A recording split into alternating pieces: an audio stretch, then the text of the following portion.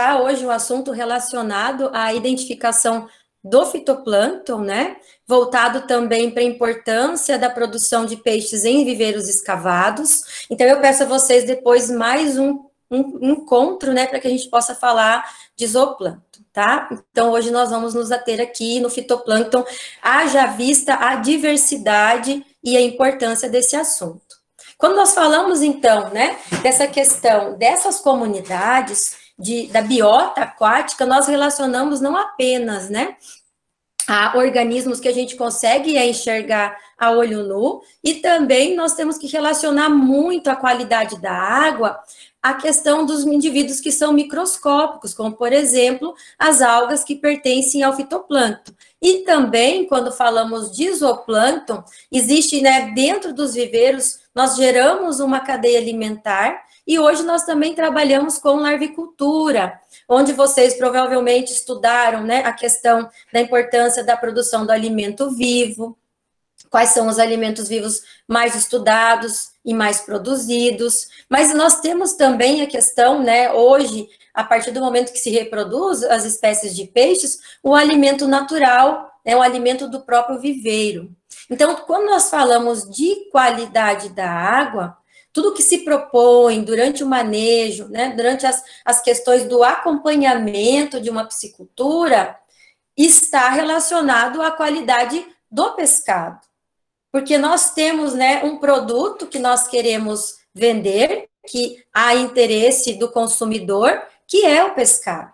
Então, quando a gente fala em piscicultura, nós falamos, né, de uma área da produção animal, onde muitas vezes, devido a diversos fatores, nós não conseguimos, né, reproduzir a mesma qualidade. Então, nós muitas vezes nos deparamos, né, dentro da mesma piscicultura, nós temos viveiros que a gente chama de viveiros irmãos, agora vamos falar, voltar para viveiros escavados, com condições de qualidade de água diferente. Então, tudo envolve a questão do manejo adotado na piscicultura, mas muitas vezes esse produtor, ele adquire juvenis de boa qualidade, ele tem, né, faz uma compra de uma ração de boa qualidade, mas na hora de fazer os cálculos relacionados à densidade de estocagem, a questão da disponibilidade de água, a questão, né, do próprio arraçoamento para evitar sobras de rações, tudo isso influencia na produção. Então, essa proposta que eu trouxe para vocês hoje é para a gente lembrar que quando nós, né, estamos produzindo peixes em viveiros escavados, nós estamos aqui reproduzindo um ecossistema, mas é um ecossistema artificial, né, não foi naturalmente criado, mas mesmo sendo esse tipo de ecossistema, nós temos uma comunidade biótica muito diversificada, que envolve, então, as comunidades do fitoplâncton e do zooplâncton, ou seja, dos seres, né, muitas vezes microscópicos e macroscópicos, mas que, como nós falamos de piscicultura, o produto que nós queremos, né, aquilo que nós queremos produzir, que mais tarde vai chegar à mesa do consumidor, é o pescado. E no caso da tilápia, quando nós falamos, eu fui observar alguns trabalhos que reportam a questão, né, da presença do sabor a barro, direcionado para que nós tenhamos atenção durante todo o ciclo de produção desse peixe. Por quê? Né? Porque quando o consumidor ele sente um sabor diferente no pescado, esse consumidor, muitas vezes, ele pode, muitas vezes, ter uma resistência ao retorno da compra. Então, como nós produzimos hoje aqui, né, uma das espécies mais produzidas, nós temos que tomar muito cuidado com a questão do manejo, mas não é o manejo apenas no final, é o manejo desde o início, né, da produção. Porque quando nós falamos em off-flavor, quando falamos na questão do sabor a barro, nós dizemos assim, existem maneiras de você reduzir, né, o off-flavor, reduzir esse sabor a barro, como, por exemplo, fazendo a depuração do pescado, e outros métodos, até usando tecnologias, como, por exemplo, a questão da própria defumação desse pescado. Mas aí eu pergunto para vocês, o que nós temos que fazer durante a produção para evitar isso lá no final? Então, quando a gente fala, né, dessa questão dessas comunidades, quando se pretende estudar, para identificar, para avaliar aquilo que nós, né, temos dentro desse ecossistema, nós sabemos, então, que a comunidade do plâncton, ela é diversificada. Então, nós temos desde estruturas pequenas, né, de tamanho muito reduzido, e até estruturas que compreendem o fitoplâncton propriamente dito, e o protozooplâncton e até os animais dentro dessa água, né? Pequenos animais, por quê? Porque dentro dessa estrutura zoológica de classificação dos animais, nós temos fases, muitas vezes, de desenvolvimento de algumas espécies que se dão dentro da água, como, por exemplo, passa uma fase de larva dentro da água, ou passa uma fase jovem, e compromete muito o ecossistema que está sendo formado.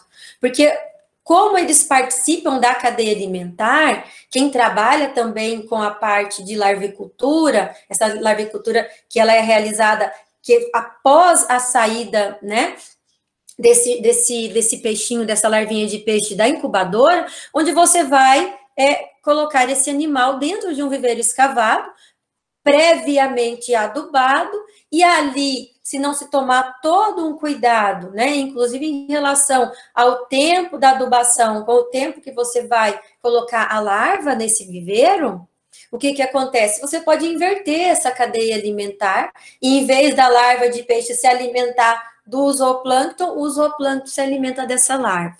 Então, é por isso importante a gente conhecer, identificar essas situações, para poder evitar, então, perdas. Mas agora, voltando, né, para a importância do fitoplâncton, nós sempre conversamos sobre fitoplâncton, né? Desde o início dos nossos estudos, a nossa vida depende, né, da produção de oxigênio, mas particularmente em piscicultura, essa ingestão desse oxigênio dissolvido, né, a partir, é claro, de uma piscicultura que não usa equipamentos aí, altas tecnologias, como, por exemplo, aeradores, nós estamos contando com a produção natural, que seria em cerca de 50% a 80%. Então, toda essa produção primária, né, desse meio aquático, ela vai envolver ali uma cadeia de organismos vivos. E dentro desse conjunto de fitoplâncton, ainda mais a gente vai considerar a diversidade, né, dos grupos taxonômicos, diversidade quanto à questão morfológica, a estrutura desses indivíduos, e também quanto à sua fisiologia.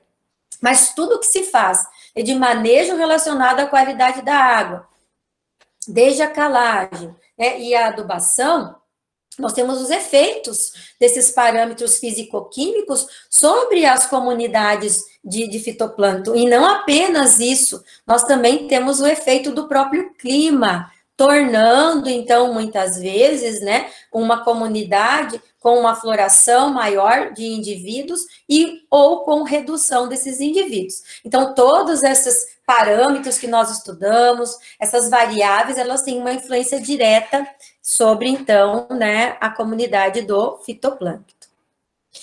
E quando nós falamos, né, do assunto eutrofização, remete, né, àquele pensamento de o excesso de nutrientes na água. Mas, normalmente, a gente lembra de eutrofização, mas em ambientes naturais. Só que o que tem acontecido que sim, que também em viveiros escavados podem ocorrer essas florações dessas algas e tornar esse ambiente mais eutrofizado. Então, quando a gente enriquece, né, quando nós utilizamos a adubação, seja ela uma adubação orgânica ou seja ela uma adubação química, nós estamos ali, né, injetando nutrientes, nitrogênio, fósforo, né, potássio e outros constituintes, mas se nós perdermos a noção de quanto nós precisamos, nós acabamos alterando todo esse ecossistema. Então, quando a gente tem, né, essa comunidade de fitoplâncton assimilando esses nutrientes e fazendo com que haja, então, um crescimento descontrolado, nós, volta e meia, estamos ouvindo falar dessas alterações ambientais relacionadas, então, à eutrofização. Então, o fitoplâncton, né, vai responder rapidamente às alterações as condições ambientais. Então, a piscicultura hoje, né, no Brasil, ela é praticada de forma muito ampla, né, desde as regiões sul, sudeste, norte, nordeste, e cada região tem uma característica, né, relacionada, e não só à questão, né, do próprio relevo, sim às questões climáticas. Então, as próprias comunidades de fitoplâncton, em determinados locais, elas podem ser reduzidas, como, por exemplo, em épocas de frio. Então, é importante que se venha a monitorar, além das condições físico-químicas da água, também as condições biológicas. Então, nós falamos que, minimamente, o produtor, ele deve saber manejar o disquinho de SEC, onde, através, né, do uso do disco de SEC, ele vai poder mensurar como é que está essa comunidade, porque como essa comunidade ela participa ali na coluna d'água, né, tornando muitas vezes essa água numa transparência ideal ao cultivo de peixes, ou excessivamente transparente, com a ausência, né, desse fitoplâncton, fazendo com que haja o crescimento das macrófitas aquáticas. Então, quando nós falamos, né, desse monitoramento, nós temos que ter essa consciência e não é apenas, né, relacionar as variáveis físico-químicas. Nós precisamos também entender um pouquinho, né, dessas algas, como classificar essas algas, por quê? Porque muitas vezes essas florações que ocorrem, essas mudanças na qualidade da água, mudanças na própria concentração dessas algas, vai favorecer, né, essa eutrofização, e além disso, dependendo desses elementos que estão presentes, a maior concentração dessas toxinas. Então, a Lara já havia postado sobre o assunto do off-flavor, onde é produzido toxinas, né, como a geosmina e o metil-isoborneol, mas não apenas essas, mas essas que são as principais relacionadas aí à degradação da qualidade desse pescado, né, a alteração tanto no odor como no sabor desse produto final. Então, em viveiros escavados, vamos mais uma vez, é importante monitorar a qualidade do fitoplâncton também. Por quê, né? Porque vai diminuir o oxigênio dissolvido, principalmente no período noturno. Então, o produtor que ele percebe que está havendo alterações já, né, nesse oxigênio, se ele tem oxigênio dissolvido muito baixo aí no finalzinho da tarde, ele corre o risco desse oxigênio chegar próximo a zero no período noturno. Mas qual variáveis que elas estão, digamos assim, implicando nessa variação? Nós temos que tomar muito cuidado com a questão da fase do animal, da densidade de estocagem, né, com a questão do próprio arraçoamento, período do ano. Sobrou ração, tem que retirar essa ração. Porque a partir do momento que essa matéria orgânica ela degrada, ela serve também como fonte de nutrientes. Então, tomar muito cuidado com, muitas vezes, com a questão, né, da supersaturação, da elevação desses níveis de oxigênio que também são prejudiciais, apesar de que níveis de supersaturação em ecossistemas de viveiros escavados, né, onde você não tem ali o uso de aeradores, são menos frequentes. Mas quando também tem algas filamentosas, esses filamentos dessas algas, elas podem vir, né, a obstruir as lamelas branquiais, o peixe ele fica com a sua respiração comprometida. Então, e por hora, né, o que pode acontecer? Você tendo aí uma influência dessas algas que são indesejáveis, você inibe o crescimento das algas que seriam as desejáveis, como, por exemplo, as algas clorofíceas. Então, todos esses produtos, né, que vão aparecer do metabolismo secundário, da presença dessas cianobactérias, é um assunto já bastante, está em diálogo, né, porque volta e meia as pisciculturas sofrem com isso, é a questão do sabor do pescado. Então, ocorre sim que num determinado ano você consegue produzir um peixe, né, sem essas alterações, mas havendo problemas de qualidade da água que o produtor ele não consegue prever, aí ele pode sim ter um lote lá que tenha um sabor mais acentuado, sabor a barro. Em relação também à questão, né, de quais são essas espécies? Quais são esses grupos que eu vou encontrar? Os principais representantes em água doce são, né, as cianófitas, e depois estuda-se muito a presença das clorófitas, das euglenófitas. Então, nossa aula de hoje, ela vai se ater, nossa palestra, né, ela vai se ater aqui, ó, nas cianófitas, nas clorófitas e nas euglenófitas. Por quê? Porque essas algas, tanto as crisófitas como as firrófitas, as algas douradas e as algas vermelhas, são menos frequentes em viveiros de piscicultura.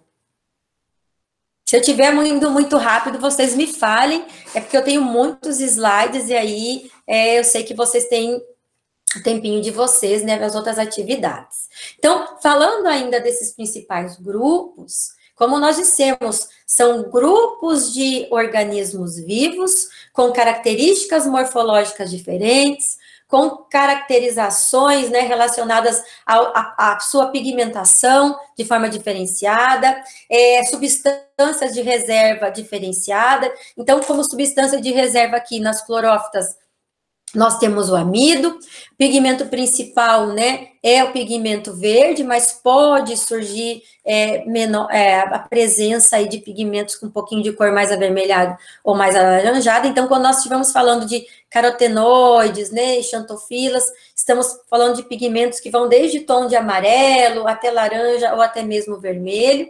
E vamos falar aqui um pouquinho também das euglenófitas, que tem ocorrido algumas florações de euglenófitas, né, principalmente alterando essa cor da água, com um tom mais avermelhado, como a questão da euglena sanguínea, onde temos aqui uma diferença, ó, a substância de reserva é o paramilo, e também nós temos aqui, igual as clorófitas, o tipo de clorofila A e B, que está relacionado aqui com a intensidade, né, fotossintética da própria alga.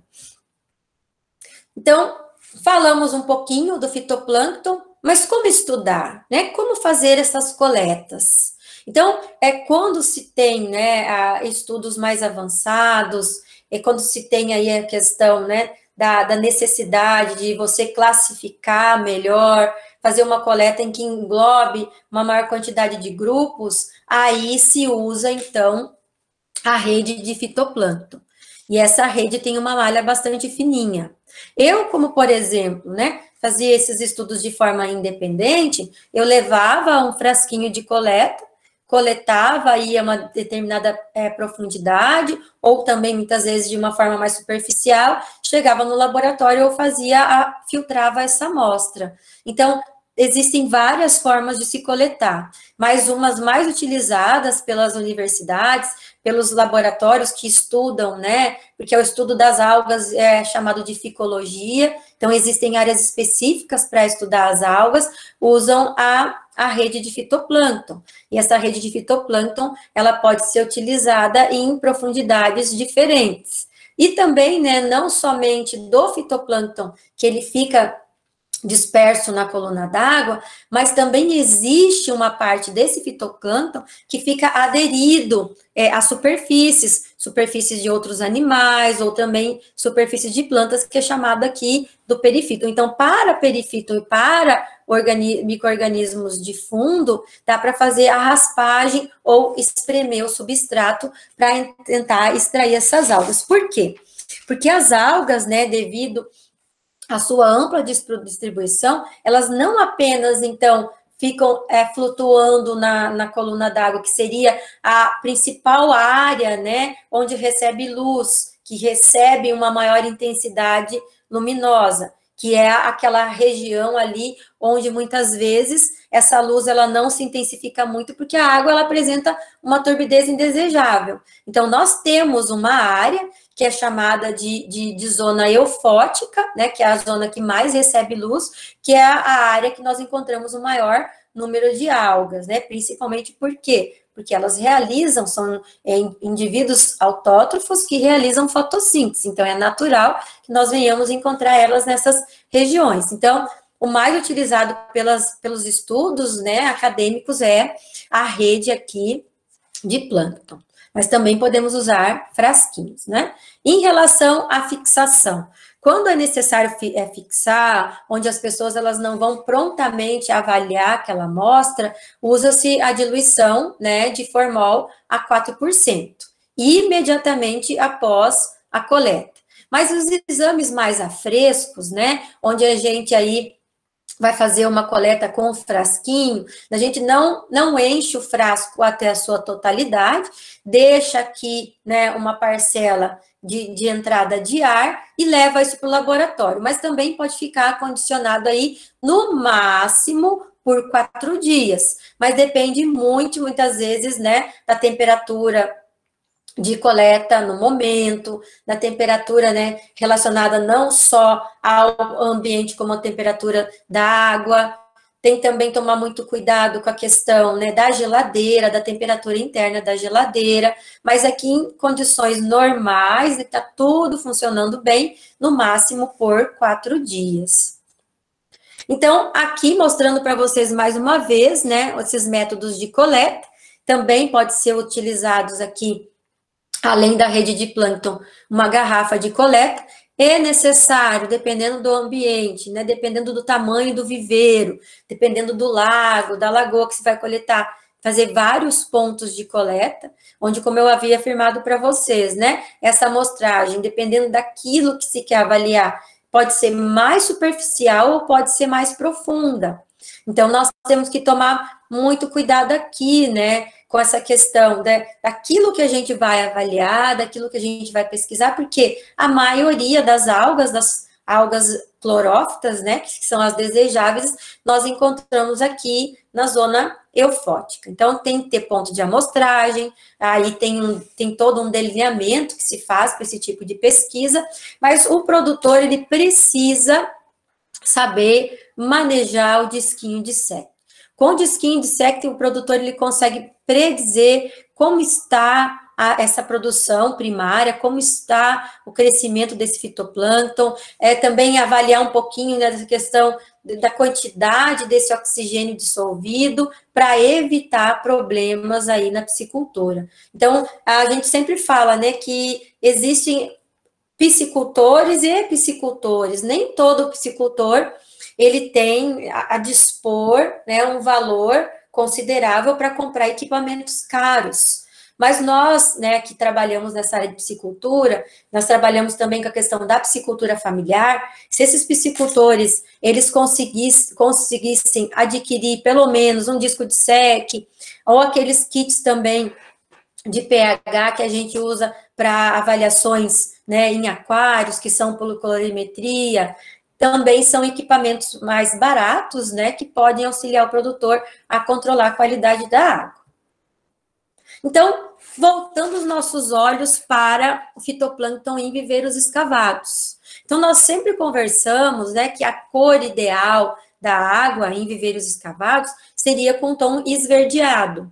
Mas, dadas as características, eu já disse a vocês, que nós estamos num país, né, muito grande, de características diferentes, onde um ambiente está mais frio, outro ambiente está mais quente, onde também o próprio nível de conhecimento difere muito entre as pessoas, né? Ainda mais entre os próprios produtores, onde nós não temos uma padronização entre esses viveiros. Se vocês observarem aqui, tem bastante plantas ao redor do viveiro, inclusive aqui tem árvores, né? E muitas vezes a gente pode encontrar uma outra piscicultura, num outro momento, onde essa parte aqui, toda a vegetação está sempre baixa, sempre aparada, não existe árvores ao redor. Então, todas essas condições que envolvem, né, o manejo dessa qualidade da água, elas podem ser situações que mudam durante o ano. Então, essas florações de algas, né, a quantidade do volume de algas que existe dentro de um viveiro pode ser sazonal, com limitações climáticas, né, principalmente relacionado à própria temperatura da água, a própria existência ou não de nutrientes, e isso depende muito do manejo do produtor. Que o produtor, ele pensa, vou fazer adubação. Quanto adubar? né? Em que momento fazer essa adubação? Porque qual é a finalidade da adubação? A adubação não vai inserir algas de espécies novas dentro de um viveiro. O que é adubação? Qual é a finalidade, né? Qual é o efeito para o fitoplâncton? É você disponibilizar nutrientes para favorecer a reprodução daquele fitoplâncton já existente. Então, é importante também, né, que nós saibamos se esse produtor ele tem condições de repor a água. Tem surgido uma modalidade em viveiros escavados, que são aqui, principalmente aqui no Mato Grosso, tem surgido bastante, que são viveiros com águas de chuva. Então, é claro, né, o viveiro está totalmente cheio na época de chuva, e depois vem os outros períodos do ano. E, por exemplo, aqui, ó, quando chega agosto, é um período muito seco. E aí, o que acontece? Esse nível, né, de água abaixa e existe uma mudança também na qualidade dessa água. Então, o produtor, ele precisa conhecer bem, né, a sua piscicultura, ele precisa conhecer bem os seus viveiros para adotar medidas para proteger, né, os peixes que ele está sendo produzido e, muitas vezes, evitar trabalhar com altas densidades de estocagem. Porque imagina você tá trabalhando com viveiro com água de chuva. A época que está chovendo, o teu viveiro tem bastante ali fitoplâncton diluído, você consegue, né, trabalhar bem com os seus peixes, mas e a época que chega, por exemplo, agosto, que não tem chuva, que é um período de extrema seca, quando o teu viveiro, ele já, né, teve aí uma perda, muitas vezes, muito grande por evaporação ou infiltração, e aí você não tem como repor essa água. Então, eu sempre falo, todo produtor, né, o piscicultor, ele tem que conhecer bem a sua região, condições de clima, se é trabalhar com viveiro com água de chuva, trabalhar com menor densidade de estocagem, sempre, né, em qualquer situação, rações de boa qualidade, fazer os cálculos, as biometrias, para evitar que, em vez de o peixe se alimentar dessa ração, essa ração sobre, e aqui você tem um aporte maior de nutrientes. Então, tudo que nós vemos hoje dentro, né, das pisciculturas depende muito do manejo adotado. E por que eu estou falando isso para vocês? Porque isso reflete diretamente aqui, ó, na comunidade, né, do fitoplâncton. Então, vamos mais um pouquinho. Tá bom assim, ou eu tenho que dar uma freada? Como é que vocês estão aí? Tá tranquilo? Tá indo bem, Ana Paula. Estão me entendendo bem? O nosso objetivo hoje é despertar aí, né, curiosidades, o diálogo mesmo a respeito do manejo dentro das pisciculturas, mas voltar isso agora para o conhecimento do fitoplâncton. Então, próxima vez que a gente for olhar, né, um viveiro de piscicultura, a gente já imaginar, poxa vida, o que será que tem ali, né? Qual é a influência desse fitoplâncton? Então, dentro desse grupo do reino protista, nós estamos falando, né, de seres vivos eucariontes, que são aqueles seres vivos que têm, então, todo o núcleo protegido, né, por uma membrana nuclear ou carioteca. Dentro da diversidade deste fitoplâncton que a gente vai observar agora, nós temos uni- ou pluricelulares. Então, todos eles, né, produzindo oxigênio, são fotossintetizantes. Principal pigmento é a clorofila, mas também pode aparecer outros em menor quantidade. Então, deste grupo aqui das clorófitas, nós temos as algas de predominância de cor verde. Mas por que nós chamamos as algas, então, né, de talófitas? Porque não vai apresentar nem caule, nem raiz, então apenas a formação de um talo e não vai formar, né, sistemas de condução de seiva. São organismos mais simples. Então, algumas apresentam flagelo, outras vivem de vida livre, né, ou seja, com deslocamento, né, nessas massas de água.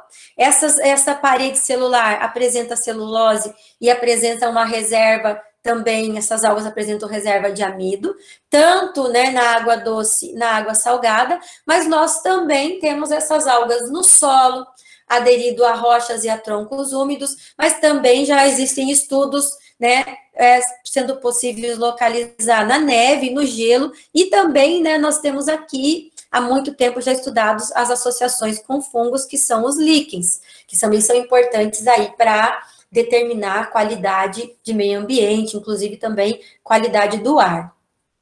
Então, como uma estrutura geral, o que a gente encontra, né? Nós encontramos parede celular, vou rapidinho aqui, porque vocês já viram isso, só para a gente relembrar, né? Que seria a estrutura geral desse tipo de célula. Então, um núcleo, né? Então, aqui nós temos material genético, nós temos, né, o cloroplasto, temos uma membrana plasmática, mitocôndrias e outras organelas, mas também temos aqui uma região chamada de pirenoide, que é uma região de massa, né, proteica que aparece aqui nesses organismos. E por que eu dei o exemplo da clorela? Porque a clorela é uma das algas mais estudadas na atualidade, a clorela ela tem tido uma diversidade, tanto para a questão, né, de como se até para a produção de alimentos, hoje as algas, elas envolvem muito essa questão, né, da própria produção de alimentos, medicamentos, também tem aí, relacionado às algas, a questão da produção do biodiesel. Então, quanto mais grupos nós estudamos, nós vemos que o nosso dia a dia hoje, né, nós temos uma grande participação desse tipo de ser vivo. Então, hoje, a da clorela, nós temos aqui uma das algas mais estudadas devido aí à sua importância, tanto na medicina, como na questão da própria alimentação e outros. Então, temos aquele tipo de estrutura, né, com uma forma mais arredondada, ou muitas vezes mais esférica, mas aqui nós temos também um outro tipo de alga, que é do gênero da Espirógera, que onde essa alga, ela tem um formato mais achatado, ela apresenta uma camada de mucilagem, né, dando uma consistência diferente, né, nessa alga, e nós temos aqui a região dos cloroplastos em forma mais espiral, mas também a presença dessas reservas aí de proteína. Então, esse aqui seria mais ou menos, né, só para vocês verem, que muda um pouquinho a forma morfológica da alga, mas nós temos aqui todas as estruturas fazendo parte desses indivíduos, né? Membrana celular, nós temos a parede, nós temos os cloroplastos, núcleo organizado, porque são eucariontes, e isso traz um diferencial para esses indivíduos. Por quê? E aí, quando a gente fala assim, olha, um grupo muito diversificado, tamanhos, né? A gente está falando de indivíduos microscópicos, que normalmente a gente utiliza a avaliação através do microscópio óptico ou outros equipamentos mais especializados. Então, falando ainda, né, da importância desse fitoplâncton, então ele vai se apresentar para vocês de formas muito variadas. Mas qual é a característica principal aqui das clorófitas? É a pigmentação de cor verde. E eu dividi essa apresentação nas famílias, porque são muitas, eu peguei alguns representantes de algumas famílias, eu usei como referência um atlas que é publicado pelo Estado de São Paulo, que é um atlas que vai ali ter uma diversidade de algas continentais, então eu utilizei como uma das referências para elaborar essa aula. Então, dentro dessa família que desmediasse, nós temos indivíduos de distribuição cosmopolita, nos estudos que eu fiz de alguns viveiros que eu coletei água, nas proximidades até da própria escola, uma das famílias que eu mais observei foi dessa família, né? Então, é um gênero bastante expressivo, que envolve, né, algas do gênero, tanto do gênero do cosmário, como, né, das micrastérias, como os do Eastrum. Então, só nesse slide aqui, nós já conseguimos observar que a morfologia, né, que a forma da própria alga, ela muda muito. E quando se estuda, né, a taxonomia, Assim como se estuda as chaves de classificação para identificação de animais, como a gente usa muitas vezes também para os próprios peixes, para determinar, quando a gente consegue chegar em gênero, a gente já fica feliz, né? E aí a gente indo mais um pouquinho adiante, a gente consegue chegar na espécie. Então já tem alguns trabalhos, tem livros publicados mostrando, né, chaves de identificação taxonômica para algas. Então também já tem aí alguns livros publicados nessa área. Mas o que envolve a classificação desses indivíduos? Envolve a própria morfologia, né? O tamanho da alga, a localização do núcleo, quantidade de cloroplastos, né? Presença ou não de mucilagem, presença ou não de um grande número de pirenoides. E aí vocês, né, dentro dessas chaves de classificação, vão se, né, determinando os gêneros. Mas, principalmente, são essas observações que vão desde o tamanho, posição do núcleo, né? Se ela é uma alga que tem estrangulação mediana ou não, se é uma alga que possui o flagelo reto ou não, ou se possui espinhos. Então, tudo isso serve como chave de classificação. Então, aqui na família Desmediaceae, que é uma família bastante relevante para os estudos de algas verdes também, e bastante presente em viveiros de piscicultura. Nós encontramos cosmário, micrastérias, e aqui como exemplo, euastrum. Mas tem muito mais, é que não tinha como eu abordar todas elas. Então, trazendo para vocês a importância desses estudos e os artigos que são publicados, como exemplo aqui, eu trouxe um artigo para vocês que fala, então, né, do gênero Euastrum e micrastérias em ambientes tropicais, em ecossistemas tropicais, onde se foram feitas, então, né, coletas, e em coletas muitas vezes não se faz apenas, né, em rios, mas também se faz coletas em reservatórios, onde se possibilitou, né, aqui identificar essas espécies. Então, vejam bem, olha, no slide anterior, nós vimos, né, aqui só um pouquinho, né, aqui, ó, o formato, né, cosmário, micrastéria e euastrum. E aí eu trago para vocês aqui, já nesse estudo, outras espécies do mesmo gênero. Então, aqui, ó, eu tenho, né, euastrum, já, olha, vocês já viram que já muda o formato da alga, já muda muitas vezes em relação aí à questão, né, do núcleo, e olha aqui essa outra micrastéria. Lá na imagem anterior, a gente tinha uma micrastéria que não tinha tantas invaginações aqui, né? E essa outra já totalmente cheia de invaginações e de uma forma como se fosse mais estrelada. Então, existe sim, né, uma diversidade desses grupos, uma diversidade dessas espécies. E por que tem que se estudar, né, esses micro-organismos? Por que tem que estudar essas comunidades? Para tentar fazer estudos aí, para avaliar como é que está o meio ambiente, como é que está o equilíbrio ambiental. Então, existem, né, estudos relacionados a essas comunidades, né, do fitoplâncton, para se avaliar, né, as condições ambientais, o nível também de grau trófico, né, de lagos, rios, reservatórios, estudos, então, de avaliação de impacto ambiental. Então, não só apenas, né, tem uma importância ambiental, também na piscicultura. Então, nós poderíamos estar elaborando mais, né, projetos para avaliar melhor esses viveiros, para determinar essas comunidades, para que haja, então, uma melhor qualidade desse pescado que está sendo produzido. E aqui, novamente, para vocês, olha, só do gênero micrastérias, as formas morfológicas diferentes, né? Isso aqui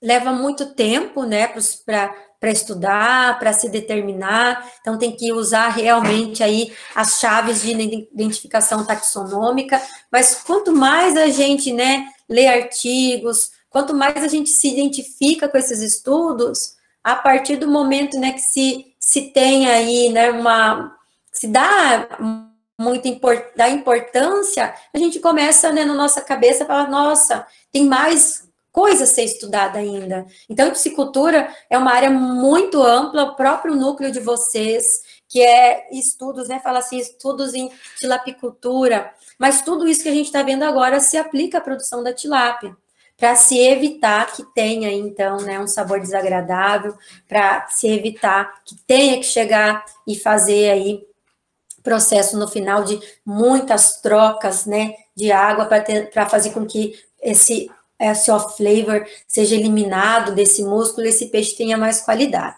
Então, agora, acho que nesse início vocês já perceberam, existe uma diversidade, então, olha aqui, ó, Micrastérias lacceps, Micrastérias radiosa, olha a diversidade aqui, né, de vaginações que surgem dessa membrana, tornando, né, essa morfologia aqui bem característica, um núcleo mais central, mas existem outros núcleos também espalhados sobre a alga. Aí esse nome aqui é meio difícil de falar, ó, Micrastérias mahabulesuarensis.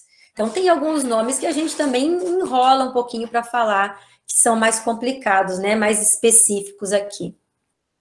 Então, outro artigo para vocês. Agora, esse artigo traz uma curiosidade que levanta aí muitas dúvidas em nós, que é estudar essas comunidades de fitoplâncton em ambientes onde se tem bromélias, onde se tem as bromeliáceas. Então, as bromeliáceas são um tipo de planta, né, que aqui entre, né, digamos assim, como se fossem as inserções, né, das folhas, tornam ambientes que reservam água. Então, esse artigo aqui, ele foi realizado na Bahia, e os pesquisadores, eles tiveram, né, o foco deles é tentar avaliar a comunidade de fitoplânctons que ocorrem aqui nesses reservatórios dessas bromeliáceas. Vamos dar uma olhadinha o que eles encontraram.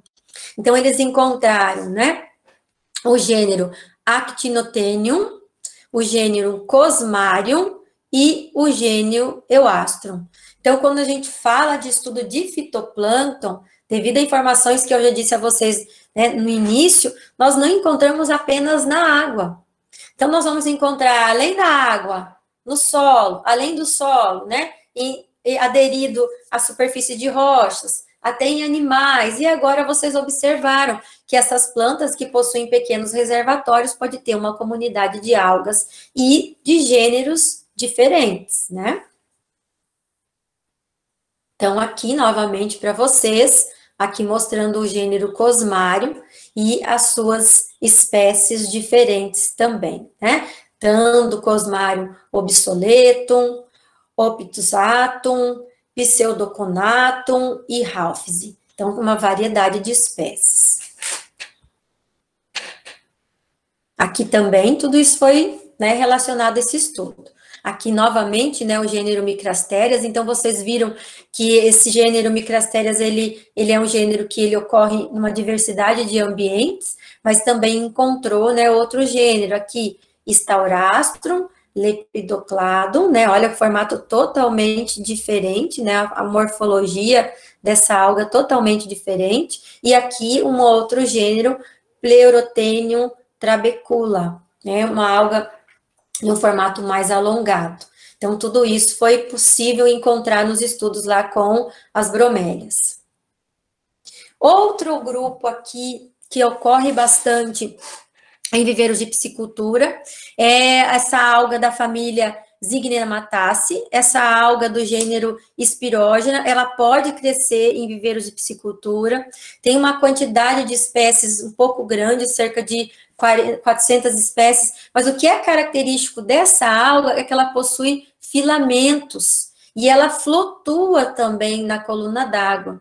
E essas algas, elas têm, né, digamos assim, os cloroplastídeos, os cloroplastos, eles são de formato helicoidal, como se fosse distribuídos em espiral. Então, fica bastante fácil a identificação desse gênero Spirogyra. E tem um aspecto mais viscoso. Então, essas algas filamentosas, quando elas crescem de forma demasiada em viveiros de peixes, elas podem causar também impactos à qualidade da água, e nisso, né, digamos assim, haver o consumo excessivo desse oxigênio, que poderia estar disponível para os peixes no período noturno, pode provocar a elevação do pH, dificulta quem está fazendo o manejo no viveiro, emaranha essa alga na rede. A gente já teve bastante, eu que fiz alguma limpeza em alguns viveiros, não só as algas filamentosas, e sim as próprias macrófitas que crescem nos viveiros prejudicam muito o arrasto. Então, por isso que o produtor ele tem que estar sempre cuidando, limpando o seu viveiro, fazendo esse tipo de manejo. Aí pode também aprisionar, né, pequenos juvenis aqui. Então, o que vai favorecer? A alta transparência e excessiva renovação de água. Então, nós também, novamente, voltamos aí apenas os nossos estudos a viveiros escavados, porque nós sabemos que piscicultura hoje, né, é praticada em tanques-redes, em sistemas de raceway, em caixa d'água, mas nós não temos como falar de todos os sistemas. Mas nós estamos agora, então, né, falando desses prejuízos e também, claro, dos benefícios para viveiros escavados e principalmente lembrando aí da produção de tilápia, né? Aqui, um outro grupo, família Botricocaceae. Esse gênero, né, do Botricoccus, são algas verdes, elas vão formar colônias. Essas colônias, elas são ligadas por filamentos, então são formas mais esféricas, né? Perde mais o formato mais arredondado, e também vivem em regiões, né, de água doce, em regiões de clima mais quente. Esses aqui não são algas encontradas muito em região fria. E é o exemplo aqui, Botricoccus brownie. Então, vocês conseguem ver aqui, ó, tudo isso é uma colônia de algas. E ainda tem uma particularidade.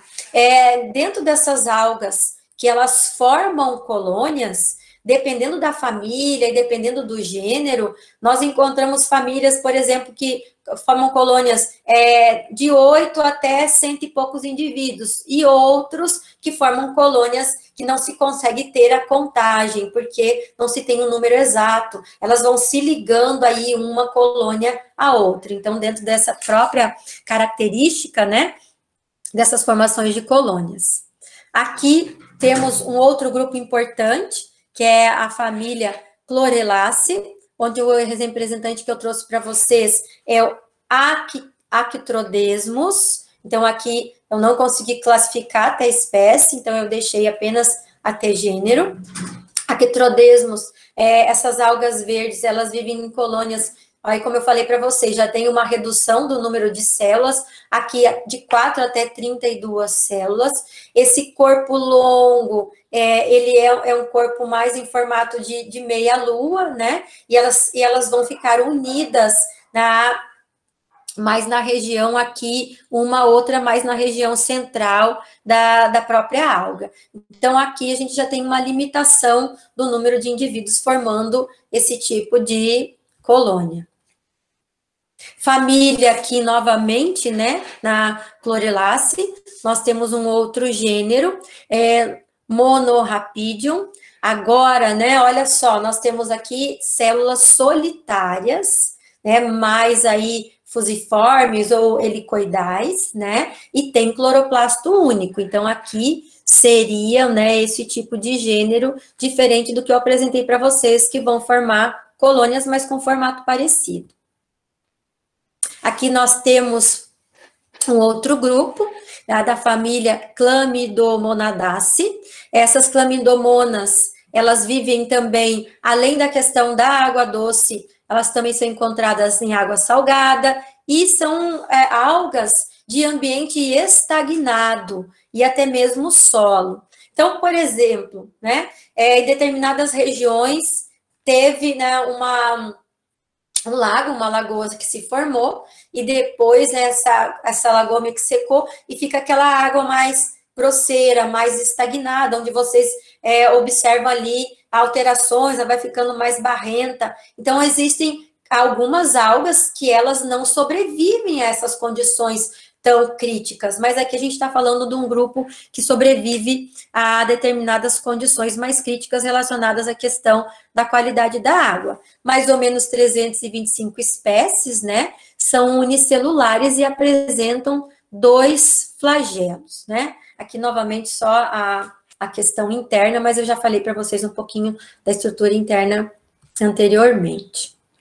Aqui nós temos uma outra família Coleastraceae. Estou dando um pouquinho de olhadinha na hora, né, para eu não me estender muito, mas eu vou precisar uns minutinhos aí a mais, né, devido à quantidade de slides que eu trouxe, e eu peguei o mínimo mesmo para apresentar para vocês, tá? Então, este gênero Coelastrum, as colônias, olha a diferença, né, já tem uma forma mais estrelada, também é uma união limitada de 4 até 32 células.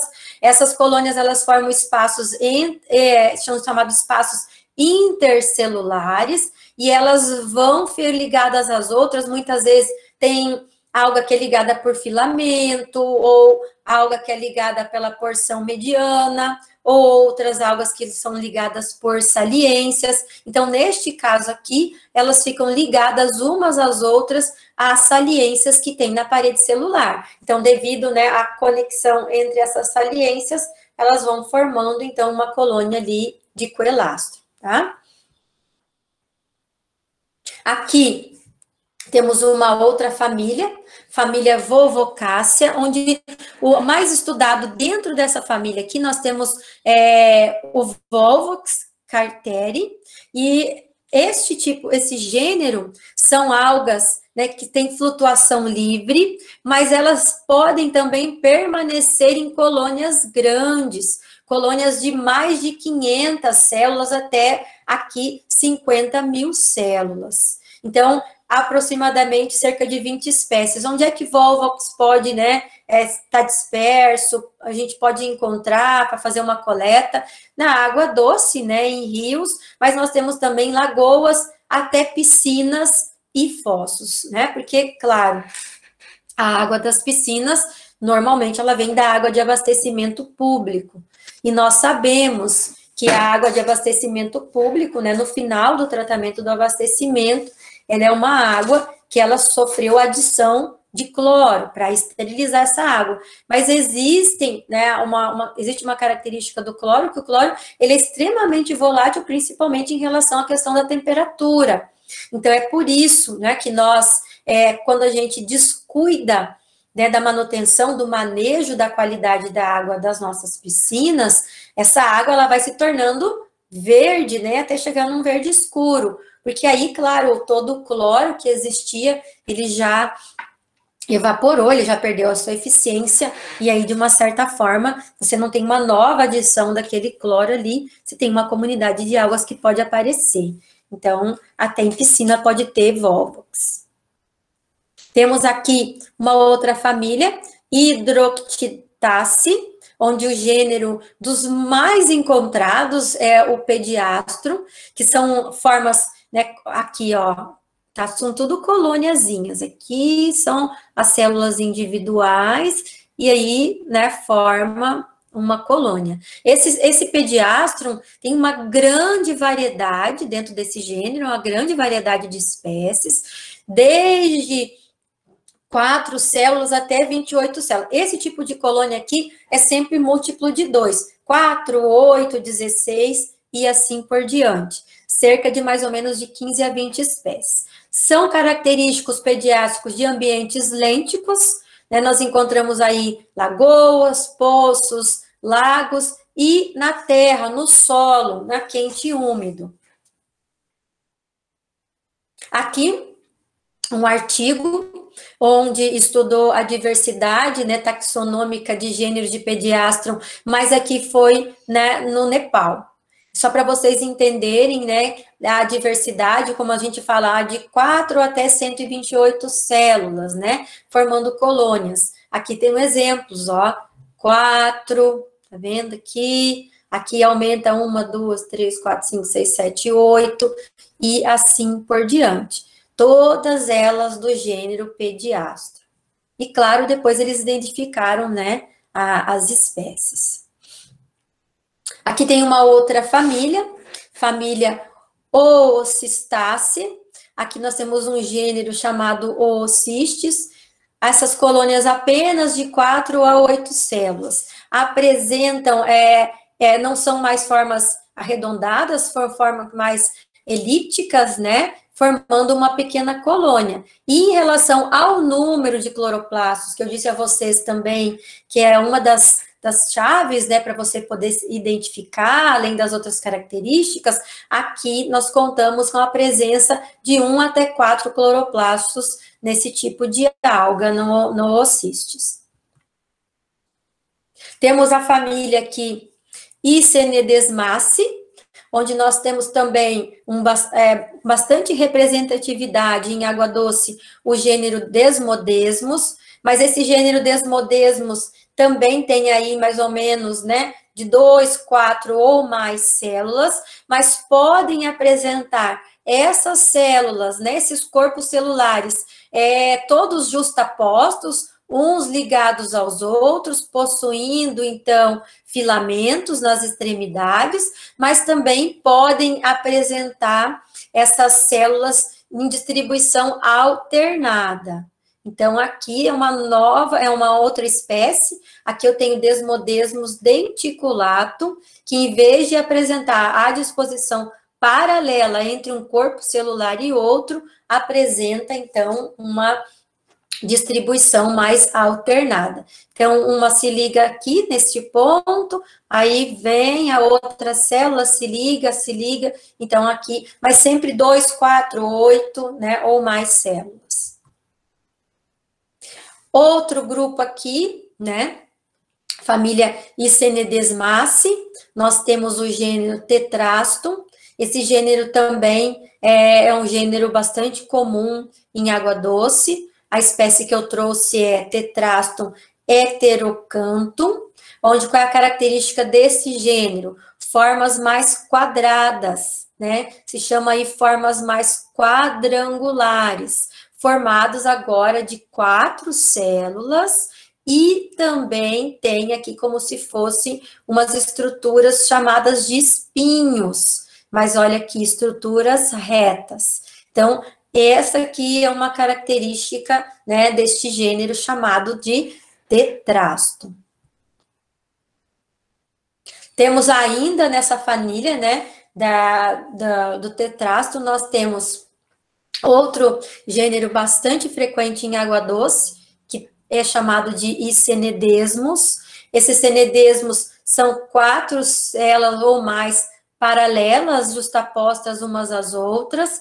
Elas são fixadas em regiões mais centrais, né? Então, formando aqui estruturas mais características, até mais fáceis de serem identificadas. E o que eu trouxe para vocês? A espécie Icenedesmus opsolensis. Então, toda vez que a gente coleta uma amostra de água, dependendo daquilo que se quer avaliar, a gente até tenta focar num determinado grupo, mas quando esse ambiente ele está bastante diversificado e tem essas algas que são algas verdes, que são as desejáveis, né, que vão enriquecer essa água com oxigênio dissolvido, a gente pode encontrar uma diversidade de grupos. E é importante que a gente relacione esses grupos à qualidade benéfica dessa água, e principalmente também, né, a existência de uma diversidade de grupos dentro de viveiro de piscicultura. Aqui, mais uma vez, um artigo para vocês. Então, existe uma diversidade de artigos, onde até os pesquisadores, eles tentam focar num determinado grupo, mas acabam, né, dentro da amostra de água, encontrando outras, né, espécies. Mas esse grupo aqui focou, né, nos gêneros Comaciella, Desmodesmus, Pectinodesmus e Icenedesmus, em comunidades perifíticas. Então, são aquelas comunidades que eu falei para vocês, onde a gente vai encontrar essas algas aderidas às superfícies, principalmente ali em pecíolos de plantas, como foi no caso, né, desse estudo, que foi em pecíolos de plantas aquáticas, né, em uma represa.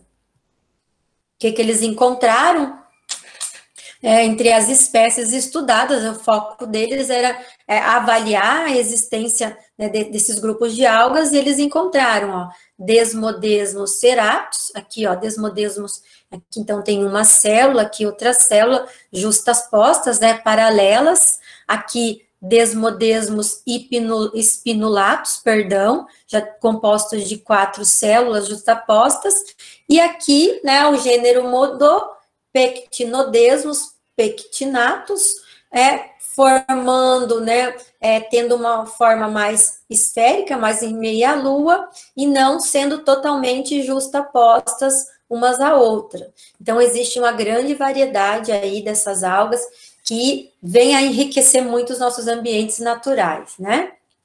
Novamente, um trabalho para vocês aqui. Depois eu vou, se vocês quiserem, eu mando esses artigos todos num arquivo para vocês. Claro, de despertar o interesse de vocês conhecerem mais sobre as algas. Então, esse artigo, ele buscava, né, avaliar a presença de cianofícias e principalmente aquelas cianofícias que provocam o off-flavor. Mas o que eu disse a vocês, nem sempre, né, quando o pesquisador ele faz uma coleta, no momento que ele vai avaliar, ele consegue selecionar apenas aquilo que ele quer.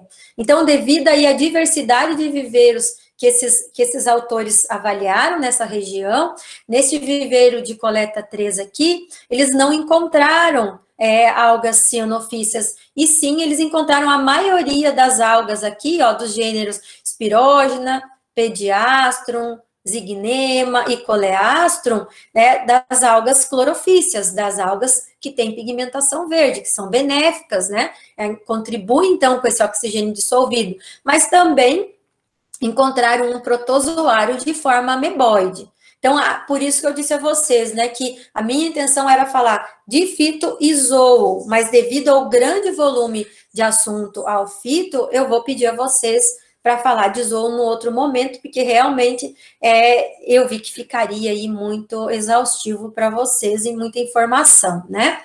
Porque cada um de vocês tem uma área que estuda mais, uma preferência, e como a gente está tentando cada dia mais enriquecer mais, vocês podem já ter tido contato com esses assuntos e podem até ter um conhecimento mais aprofundado, até mais do que eu, e depois a gente abre para esse diálogo também, né, que é uma troca de informações. Então, novamente, nesse mesmo artigo, num outro viveiro, né, o viveiro de coleta número 5, então, olha, observem, quando a gente vai nas propriedades, quando a gente faz esse trabalho, né, nas pisciculturas, sendo elas pequenas, médias e grandes propriedades, nós não encontramos uma propriedade com as mesmas características das outras, ó. Aqui, ó, vamos voltar um pouquinho aqui para a gente observar.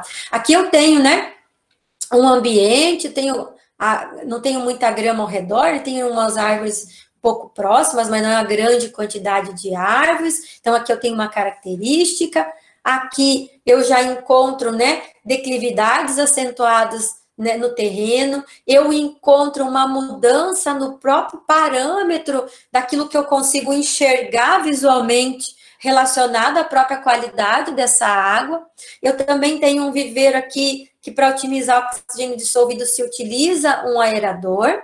Então, quando nós chegamos, né, num determinado ambiente, independente do tamanho do local, nós sempre vamos encontrar diferenças. E dentro das próprias pisciculturas, eu falo viveiros irmãos, né? Viveiros um do lado do outro, a gente pode enxergar essas diferenças, dependendo do manejo, dependendo ali, muitas vezes até do próprio peixe que é utilizado, densidade, taxas de arraçoamento. Então, visualmente, muitas vezes a impressão, né, que a gente tem quando chega nesses ambientes e nós encontramos, né, o ambiente assim, o que a gente consegue observar? Eu já tenho, né, uma massa aqui de indivíduos, então eu já tenho uma grande floração de microalgas. Essa floração de microalgas, ela provoca, então, uma camada superficial aqui. E o que essa camada superficial ela faz com todo o ecossistema, com todos os indivíduos que tem dentro do meu viveiro? Ela impede, né, a passagem de incidência solar para as outras espécies que precisam, né, que são autótrofas. Então, é por isso que essas florações de microalgas tem que tomar muito cuidado no início, é claro, dependendo muito do manejo, dependendo muito do produtor, porque tem produtor que não tem água para renovar, e tem produtor que tem, mas não tem o conhecimento que é necessário prevenir essas florações, é necessário já determinar, elas não começam de um dia para o outro, né, tomando conta do viveiro todo. Elas começam a florar em manchas. E aí, claro, favorecendo, aqui tem toda uma condição ambiental para isso, e vão tomando conta do viveiro todo. E aí, o que acontece, né? As algas, que seriam aquelas algas desejáveis, que seriam as clorófitas, elas começam a morrer. E aí, a gente tem também aqui, né, a floração dessas cianobactérias. Então, é necessário, né, que se leve aí para os produtores essas medidas de controle para evitar sustos, né, evitar mortalidade, evitar que todo aquele trabalho que ele teve ali, né, com o seu viveiro, com a aquisição, né, desses animais, né, toda essa estrutura, ela não tenha um manejo adequado. Então, é muito importante que vocês percebam isso, que a água ela vai dando sinais, né, dessas alterações. Agora chegamos, então, nas cianófitas. Primeiro eu falei para vocês das algas desejáveis, né, daquilo que a gente precisa cultivar, daquilo que a gente quer, né, ter dentro do nosso viveiro, para permitir, então, né, que esse viveiro ele seja saudável, para permitir que se tenha disponibilidade de oxigênio dissolvido, para se permitir uma transparência adequada, né, desse viveiro também, evitar águas transparentes demais para que não haja crescimento dessas macrófitas aquáticas tomando conta desse viveiro. Então, toda essa abordagem inicial que eu fiz foi para chamar a atenção de vocês para essa necessidade. Mas nós não temos apenas clorófitas, né? Vocês viram no viveiro anterior que surge em determinadas épocas, em determinados períodos, não somente em viveiros de piscicultura, mas o meio ambiente hoje, ele tem sofrido com esse enriquecimento desses nutrientes, que favorece aí o crescimento das chamadas de algas cianobactérias ou algas azuis. Mas qual a diferença entre os grupos anteriores? Não estão na mesma classificação de reino. Nós falamos dos protistas, nós falamos de algas eucariontes, ou seja, que tem um núcleo organizado, e agora a gente traz aqui, né, as cianófitas com conhecimento de um outro reino, que é o reino Monera, que onde os indivíduos desse grupo, desse reino Monera, também se caracterizam por não terem membrana, né, aqui nuclear. Então, não há a carioteca. Existem, claro, os outros componentes celulares, as outras organelas existem, mas o que classifica, né, o que faz com que haja essas diferenças, que a gente vê desde o início que a gente estuda, são as diferenças principais entre seres vivos eucariontes e seres vivos procariontes. Então, agora, nós estamos falando aqui de seres vivos que são procariontes. E qual a importância, né, desses indivíduos? Esses indivíduos também têm espécies diferentes, apresentam tamanhos diferentes, morfologias diferentes, mas principalmente para a produção de peixes, é o grupo responsável pelo off-flavor, pelo sabor a barro, pela produção, então, tanto da geosmina como do metil-isoborneol. Mas não existem apenas essas toxinas. Existem toxinas que fazem mal não apenas para os próprios organismos aquáticos, como também para os seres humanos, como aquelas toxinas que atuam, né, nas nossas células e também diretamente no nosso fígado, como as hepatotoxinas, mas eu não vou me aprofundar muito nesse conceito, porque a palestra mais de hoje é para a gente conhecer mais quais são, né, esses grupos aí que causam esses impactos e a importância de se identificar e se estudar um pouquinho melhor, tá? Então, quais são os grupos dessas cianófitas ou cianobactérias, né? Então, são aqui, né, seres microscópicos que têm um pigmento que leva a água a uma coloração mais azulada. A primeira família aqui, Merismopediaceae, onde o gênero em destaque é Aphanocapsa. Essas afanocápsulas formam colônias irregulares e difusas. A gente vinha, né, de um conhecimento lá das clorófitas, onde 4, 8, 10, 12, cento e poucas células, mas aqui agora já nesse grupo, né, de indivíduos das cianófitas, nós temos colônias mais irregulares, mais difusas, elas vão se agrupando nas massas de água, e pelo fato delas possuírem substâncias mucilaginosas, elas dão aquele aspecto ali de cobertura da lâmina de água, como vocês viram em slides anteriores. Então, aqui, né, no gênero apresentado, Aphanocapsula parietina e Aphanocapsula grevillei, mostrando para vocês, então, que essas células, elas vão se agrupando, e aí vão se agrupando, agrupando, até tomar conta, formarem massas verde-azuladas, cobrindo lagos, lagoas, aparecendo em rios e também em viveiros de piscicultura.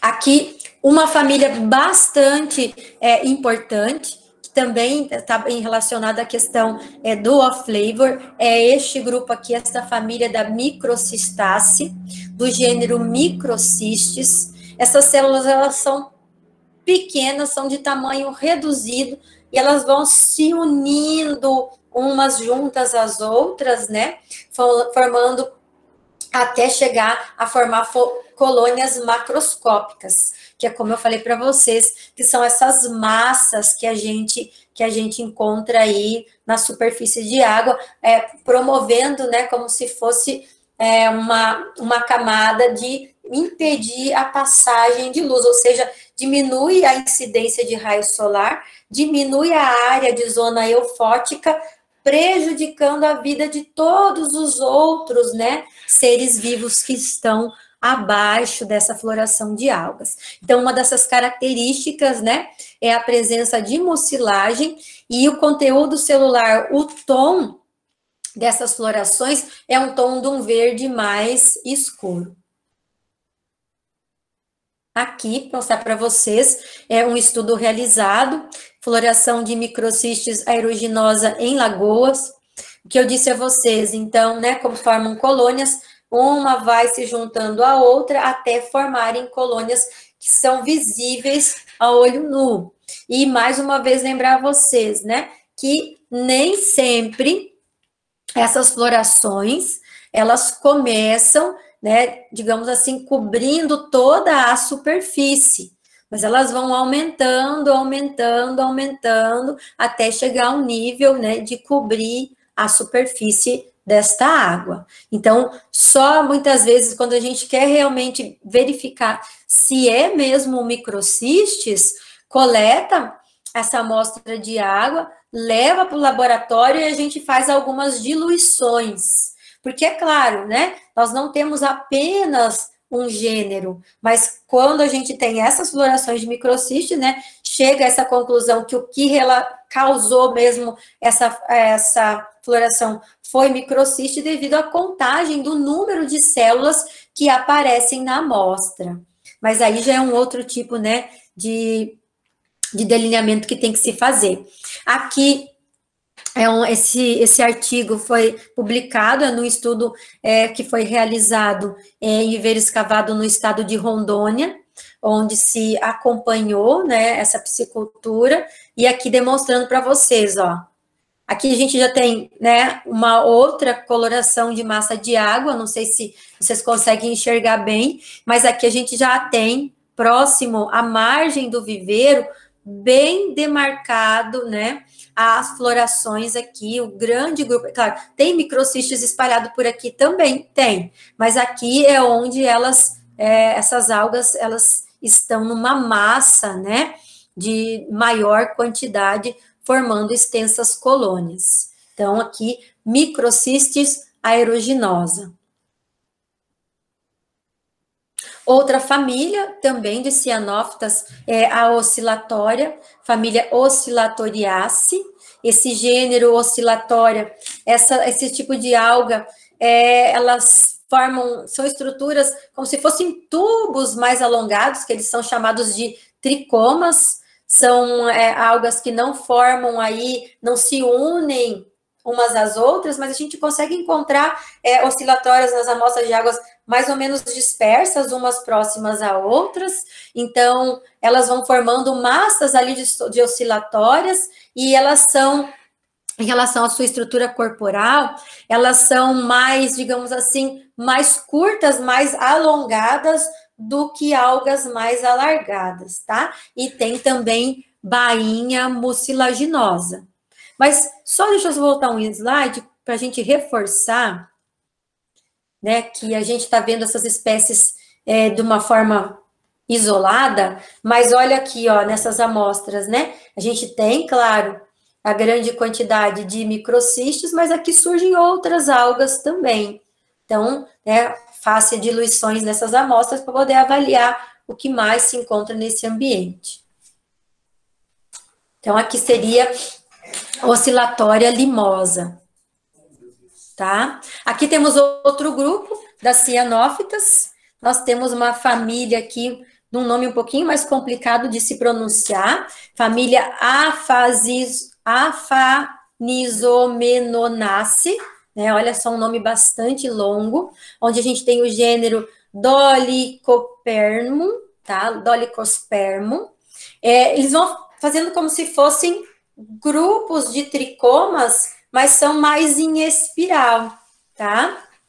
São mais espiralados. Ou também algumas células em forma de barril. Aqui, a espécie que eu trouxe, né, é Dolichospermum circinalis. Então, aqui ela vai dando voltinha assim, ó, essa alga.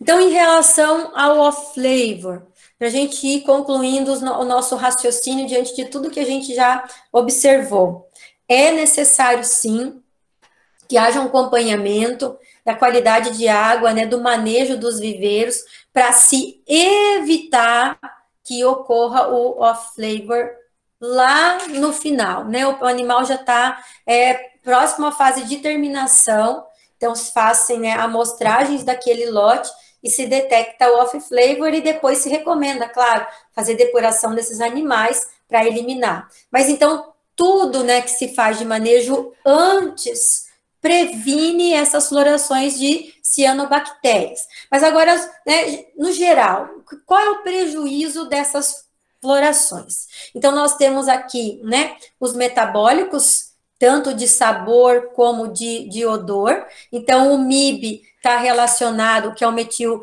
isoborneol, ao gosto ruim, né? E aqui nós temos também a geosmina, mas não são apenas esses metabólitos. Nós temos outros metabólicos que atuam nas células, como eu falei para vocês, nós temos hepatotoxinas, nós temos neurotoxinas, nós temos vários tipos de toxinas que podem provocar mortalidade, que podem provocar a formação de tumores, e aí nós temos também aqui dentro dessa cadeia os seres humanos. Então, afetando também, né, a saúde humana. Então, por isso que quando a gente, né, pensa em produzir alimento, nós temos que produzir alimento com segurança. Então, por isso que é importante discutir, né, a questão da segurança alimentar. Por quê? Porque o processamento, ele não vai eliminar, depois que o peixe ele não foi depurado ou não foi produzido numa água, evitar esses metabólitos, o processamento, muitas vezes, ele não consegue mascarar todas essas substâncias. E essas toxinas aqui, sendo produzidas na água, nós somos consumidores de água. E o que acontece? Agora, vamos só um pouquinho fazer um paralelo para a gente lembrar que nós, né, a partir do momento que nós somos consumidores de água, essa água, dependendo do local de onde ela vem, do local onde ela é coletada, a presença de cianobactérias na água dificulta e atrapalha o tratamento.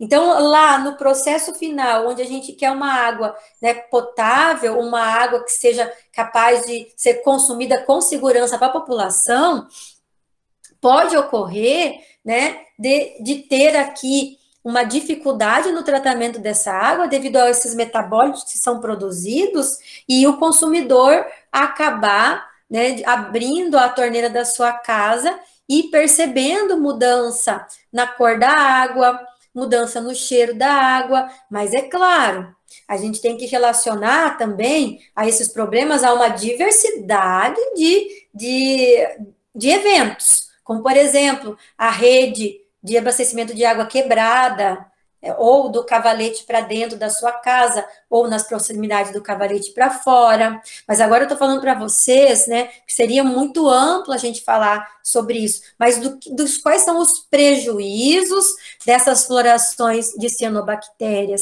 para a piscicultura, para a produção de tilápia. Eu encontrei na internet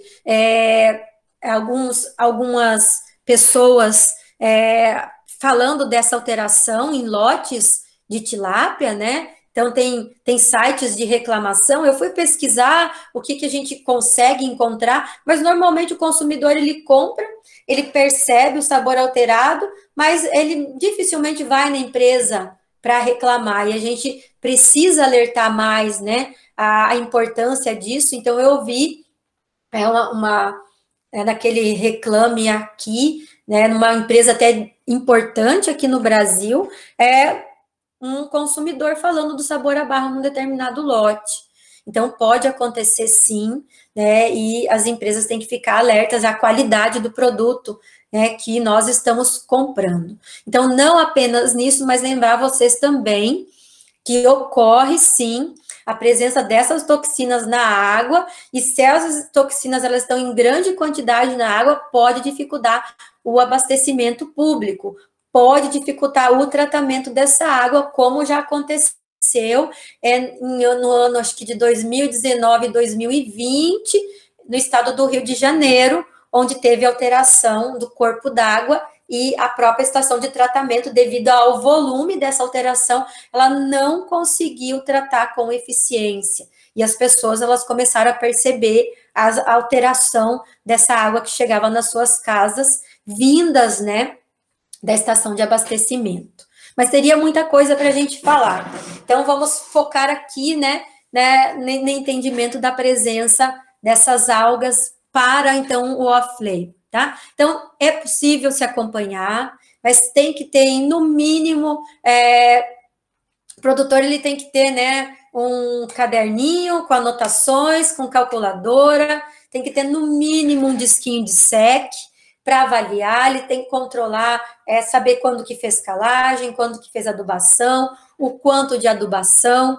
Eu disse a vocês, então, né, que essa adubação ela vai dar ingredientes, nutrientes para que as algas se reproduzam. Então, o ideal é que a gente tenha clorófitas, né, algas verdes, e que nós não tenhamos florações de cianófitas. Então, é possível, no início, determinar, mas como eu disse a vocês, devido às condições de cada piscicultura, muitas vezes o produtor ele não tem água suficiente para fazer renovação. Então, é mesmo, né, importante que ele venha acompanhar isso desde o início. Então, aqui, mais uma vez, ó, microcistes proctocistes, formando colônias microscópicas, com distribuição irregular.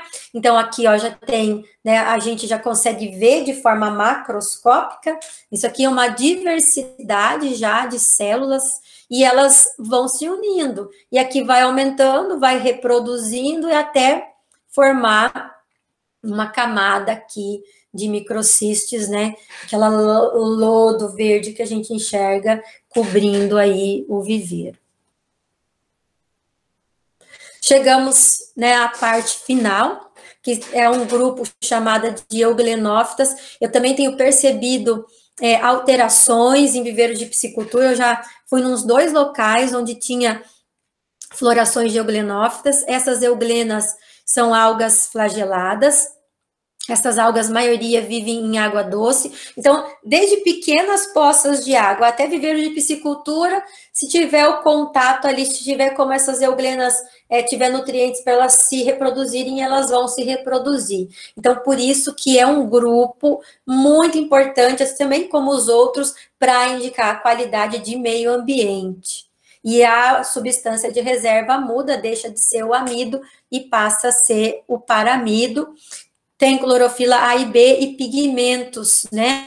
Carotenoides de xantofila, que dependendo da quantidade desses pigmentos, essa alga ela fica com um tom mais alaranjado, mais avermelhado. Então, aqui, né, com característica desse grupo das euglenas, né, a presença de flagelo. Vamos só mais um pouquinho, né? Porque já temos aí 1 hora, já que eu estou só falando sem parar, né? E vocês precisam ter um diálogo também. Então, aqui, dessa família Euglenaceae, então, nós temos o mais representativo hoje em água doce é o gênero Euglena. Desse gênero Euglena, a gente encontra desde formas mais esféricas, mais achatadas, mais arredondadas, mas o que é importante? É importante saber que existem diversos estudos, hoje esse grupo de fitoplâncton é estudado para avaliação também de impacto ambiental, diversos estudos, né, sobre meio ambiente também são realizados com essa comunidade de grupo de fitoplâncton, porque principalmente é um grupo que ele perde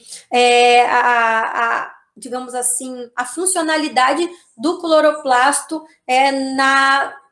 em ambientes escuros. Então, são verdes, né? Alguns grupos que não têm nem carotenoide, nem a xantofila, nem em cores naturais, são mais esverdeados e podem apresentar movimentos. Então, movimentos aqui movimentos citoplasmáticos de deslocamento, e também pode apresentar movimentos através do batimento do flagelo. Por quê? Porque a maioria dos grupos que a gente estudou até agora são organismos vivos que eles ficam livres na coluna d'água, então quem faz, né, quem movimenta eles de um lado para o outro é a água, né, é a movimentação da água. E agora aqui a gente tem um grupo de indivíduos que é capaz de se movimentar. Então, aqui nós temos a euglena, mas temos outro gênero, Pacus, também, mas eu foquei mais na euglena. E aí temos aqui, ó, como eu disse a vocês, nem sempre o pesquisador, ele vai coletar, né, aquilo que ele quer. Então, aqui, por exemplo, nesse mesmo trabalho que estava pesquisando cianofíceas, nesse viveiro de coleta 2, encontrou uma grande quantidade de euglena, mas essa grande quantidade de euglena dissolvida na água não chegou a causar um impacto. Tanto é que, se vocês observarem, né, os viveiros, eles, dependendo do tipo, da cor da água que tem o reflexo. Então, a gente chega em viveiros que tem um tom mais esverdeado, que seria o ideal, mas nós temos viveiros também que tem um tom um pouco mais marrom dessa água, mas é claro, tem outras coisas que contribuem sim, como a questão dos sólidos dissolvidos. Mas aí, né, a gente já sai um pouco do foco que é o estudo apenas do fitoplâncton. Então, água tem assuntos infinitos para nós, né? Então, por isso que a gente tem que focar um pouquinho para poder ter aí um conhecimento melhor, né? Então, aqui, essa euglena que eu estou mostrando para vocês, a euglena sanguínea, essa caracterização específica aqui, sanguínea, por quê? Porque tem carotenoides pigmentantes. Então, quando tem um grande número de floração desse tipo de alga, que tem um formato um pouquinho mais fusiforme, né, e tem um flagelo, mas o flagelo aqui, ele não aparece, porque é um flagelo bem fininho. Então, quando tem esse grande grupo de euglena na água, ela fica numa coloração bem vermelha. Vou mostrar para vocês. Aí a gente chega na beira do viveiro e acha que derramou óleo, que derramou alguma substância, e não é. Então, nós temos, sim, uma comunidade variável de fitoplâncton, nós temos uma diversidade de grupos, e aqui a gente tem, né, lendiclorofíceas, nós temos cianófitas, temos até os outros grupos de euglenas que podemos encontrar nessa água, mas e o que caracterizou aqui nessa floração também? Né, nessa parte do viveiro? Uma grande comunidade de euglena sanguínea. E esse tipo de micro-organismo, né, de fitoplâncton, também é tóxico para os peixes e para outros animais aquáticos. Então, é fácil de detectar, só que quem não conhece a euglena sanguínea chega na beira do viveiro e acha que derramou alguma substância pigmentante aqui. Mas aí vocês já sabem agora, vocês já conheceram, né? Euglena sanguínea. Aqui novamente, ó, aqui mais ainda, né? Dá a sensação que derramou alguma coisa nessa água. Que novamente manchas de florações de euglena. E euglena sanguínea é que tem um depósito maior, né? De pigmento, de carotenoides, tornando essa água de cor aqui vermelha, alaranjada. Então, é assim que fica a água quando tem essas florações. E aqui algumas das referências, que eu não tive tempo de terminar todas as referências, porque cada vez que eu via um slide, eu falava assim, nossa, mas tem isso que é importante, isso que é... E a gente sempre vai achando, né, coisas importantes, e eu fui um pouquinho mais rápido, mas vocês, né, agora fiquem à vontade. Se eu souber responder todos os questionamentos também, que pode ser que tenha alguma coisa que não seja do meu conhecimento, haja vista é uma área que eu faço de estudos mais independentes, né? Eu pego a amostra de água, coleto, lavo, estudo, mostro para os meus alunos, leio artigos, mas olha, muito obrigada por essa oportunidade de estar presente com vocês e falando desse assunto tão importante. Lembrando que a gente precisa falar de zooplâncton também. Vinícius? Ana Paula, muito obrigado. Obrigado por ter aceitado o convite e pela aula. Eu estou fazendo Alimento Vivo, né, a disciplina agora aqui na UFMG, e complementou bastante boa parte das aulas que a gente teve com relação às algas, então, obrigado. O Cícero ele fez duas perguntas aqui no chat. Aí ele estava falando assim, em viveiros escavados, qual a forma ideal para realizar as coletas? Então, em viveiros escavados, a gente pode fazer essa coleta com frasco mesmo, dependendo daquilo que você quer avaliar. Você viu, né, que existem as algas que elas fazem florações mais de superfície e florações mais profundas. Então, quando a gente fala da área ali, que é a área que recebe a luz, que é a zona fótica, que a gente chama também de zona eufótica, muitas vezes você pode coletar da superfície, mergulha, claro, se tiver na próximo, né, da área do viveiro, mergulha o braço uns 20, 30 centímetros para pegar essas algas que estão mais na coluna, né, realizando fotossíntese, e também você pode usar aí uma canoa, um barco para fazer outros pontos de coleta, se for com frasco, mergulhando aí o braço em torno de 25 a 30 centímetros na coluna d'água, para fazer a amostra de fitoplâncton, que é aquilo que é desejável, né? E depois filtrar também, dependendo, né, da quantidade de fitoplâncton, a gente tem que fazer filtrar, e você não vai acabar coletando apenas o fitoplâncton, você vai ter que, no momento que você quer que você quer aí avaliar, e aí você vai ter que retirar. Vai vir zooplâncton junto também, e focar em um determinado... Eu sempre falo, a gente tenta focar em 2, 3 grupos primeiro, que encontrou em mais quantidade, conhecer melhor esses grupos, para depois ir vendo aqueles grupos que estão mais diluídos, né? Que tem regiões que tem mais, por exemplo, cosmário, icenedesmo, espirógira, e regiões que não tem. Então, focar naquelas que a gente tem mais na nossa região. Mas a questão da água é conhecer mesmo, é despertar. A gente tem, às vezes, microscópio no nosso laboratório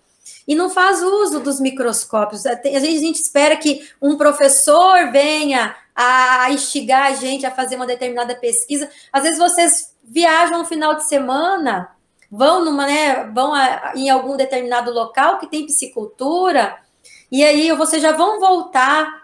Deixa para coletar mais próximo, não claro à noite, mas no finalzinho de tarde, ali pelas 16 horas, antes de vocês voltarem para casa, coleta uma amostra de água numa garrafa PET mesmo, deixa na geladeira no outro dia. Às vezes vocês vão estar no laboratório, ou às vezes vocês vão no mesmo dia para o laboratório. Tem estudos que vocês podem fazer de forma independente, que vão enriquecer muito o conhecimento de vocês, para ajudar, para contribuir naquilo que é a finalidade, né? Que hoje a gente, quando fala de piscicultura, a gente também fala de preservação de qualidade da água, porque às vezes a gente tem um produtor dependendo, né, do manancial, né, do rio, muitas vezes que passa por dentro de uma outra propriedade, ou também tem produtor que não tem nem água, que eu falei para vocês, de água de chuva, e tem mais uma pergunta dele aqui, que é relacionado a quantidade, eu não consegui ler. Quantificação e qual o mínimo de células. Tá, essa questão da quantificação, eu já vou falar para vocês, porque daí já precisa de um delineamento experimental. O que eu trouxe agora para vocês foi mais para instigar a gente a tentar identificar, e é claro, depois que a gente já começa a identificar a existência de um grupo maior ou outro, a gente vê um delineamento, então existe a contagem de células, né?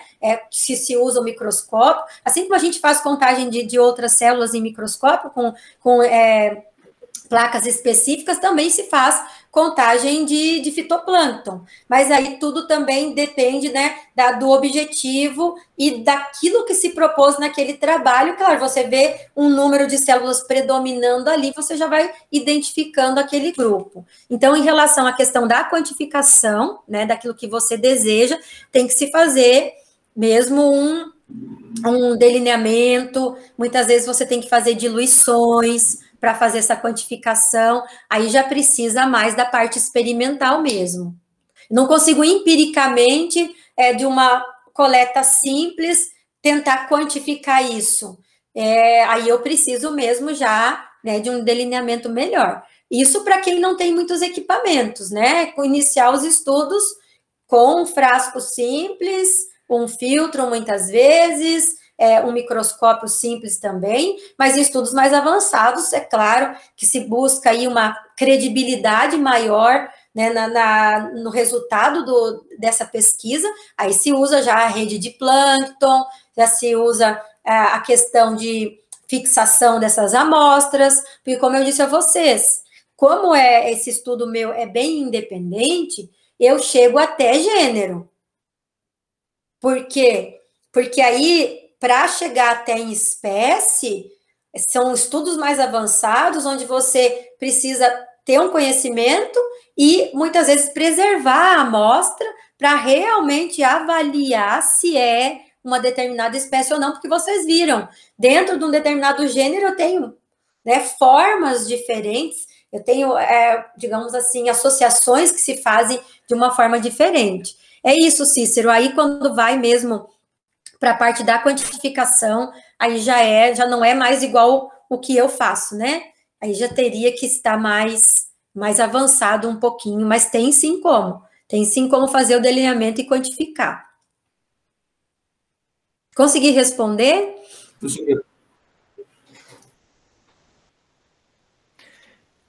Boa tarde, pessoal. Tudo E Ana, sim. tudo bem? Oi, Tomás, Tomás. joia? Bom Tudo bem? demais rever vocês.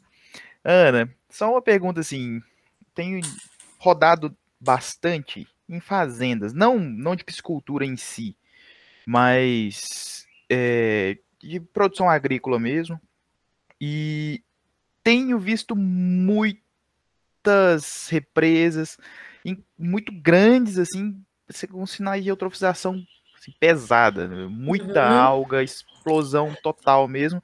E assim, visualmente você vê que tá ruim, né?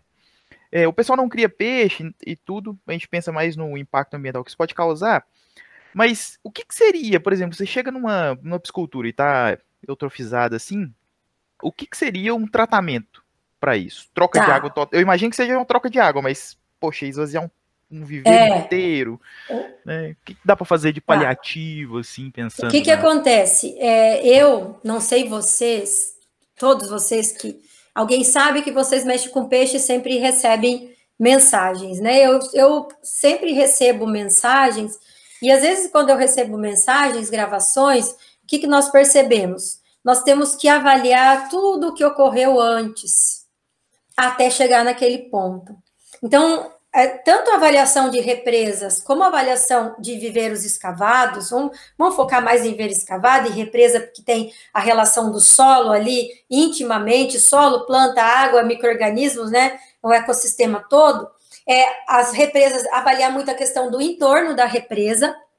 Em algumas propriedades, essas represas, elas são abastecidas com águas que, igual eu falei para vocês, vêm de outra propriedade, porque em algum ponto todo esse processo ele vai acumular.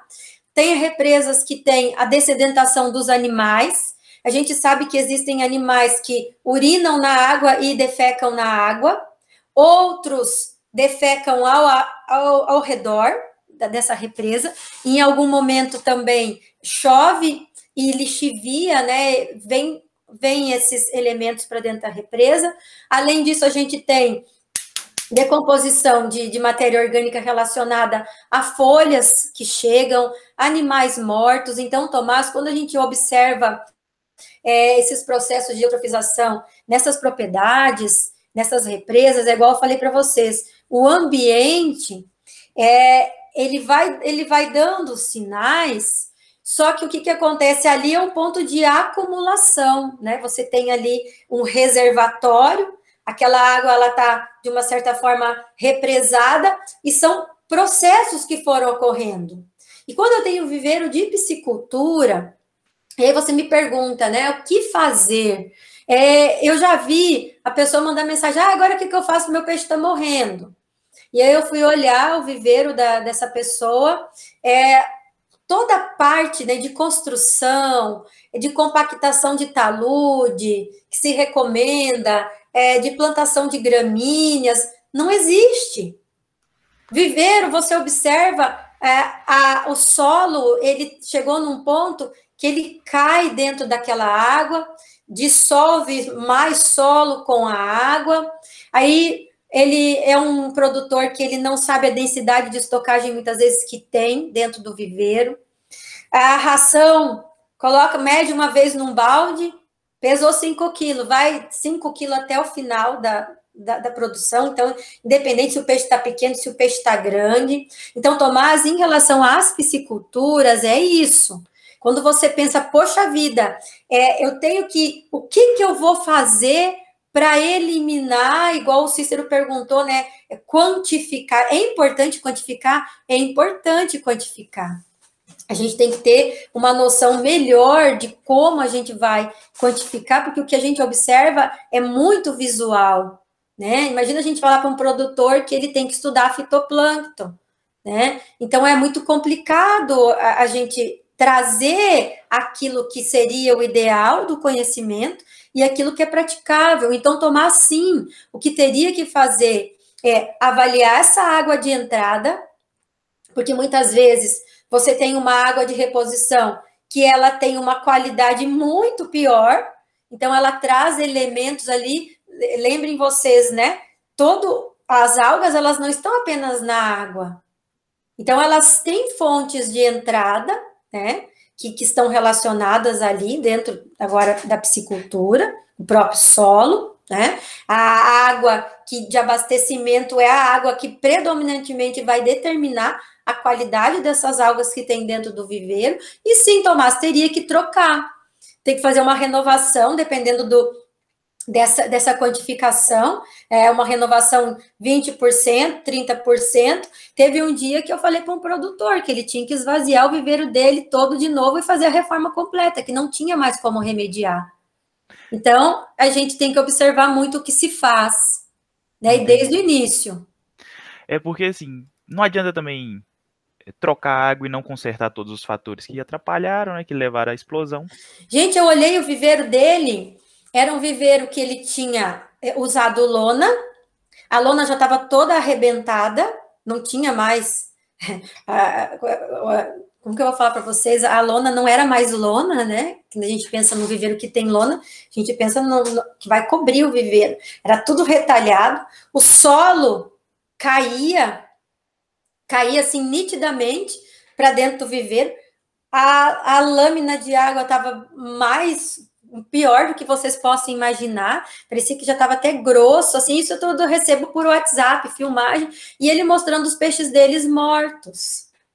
Então, assim, o que a gente tem que fazer, né? E o que eu recomendei, falei, olha, meu senhor, sinto muito, mas o senhor tem que, não adianta mais o senhor trocar água, o senhor tem que esvaziar o seu viveiro e secar tudo, fazer todo o talude de novo, fazer tudo de novo. Então, é isso, a gente tem que chegar, por isso que eu sempre falo, quando a gente chega nesses locais, primeira coisa, a gente tem que ficar quieta e avaliar, sabe? Olhar tudo ao entorno, antes da gente dar uma opinião, porque nós não sabemos de onde vem a água, nós não sabemos o que foi feito, muitas vezes anos e anos, né? Sempre tendo o mesmo manejo, não adotando, não tem muitas vezes a visita de uma pessoa que entende, de um técnico, e aí as pessoas querem peixe de qualidade, né? Querem um produto de qualidade. Então, eu acredito que piscicultura a gente tem muita coisa para aprender, mas uma das melhores coisas que a gente tem é a questão do diálogo e dessas vivências, né? E essas trocas que a gente faz um com o outro, e tá dando errado num lado, pede ajuda para quem você acha que tem um conhecimento um pouquinho melhor, porque às vezes a gente quer resolver tudo sozinho, e às vezes sozinho a gente não tem a percepção do todo. Por isso que uns entendem mais de genética, uns entendem mais de nutrição. Eu, por exemplo, como estou dentro de uma instituição que é um Instituto Federal, a disciplina que eu leciono é piscicultura. Então, piscicultura, eu tenho que entender desde A a Z de tudo um pouquinho. Por isso que essas palestras que vocês fazem, às vezes eu tento acompanhar também em outros locais, enriquecem muito, porque cada hora tem uma coisa nova, e tudo visando o benefício da piscicultura, né? Benefício do produto final que a gente quer, né, consumir. Mas é isso, Tomás. Isso aí, muito obrigado. Professora, a gente bateu o nosso horário aqui. Gente. Eu queria agradecer muito, valeu mesmo por todas as informações novas.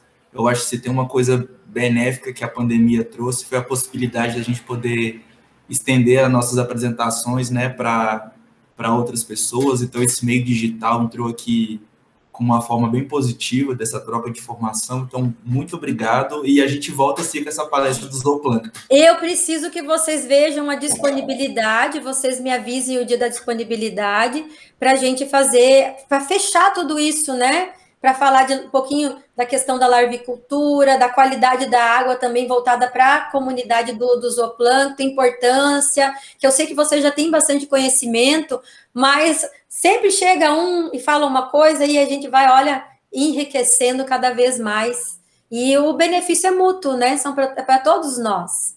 Não, ótimo. Tá? Então, gente, obrigada por vocês terem me ouvido.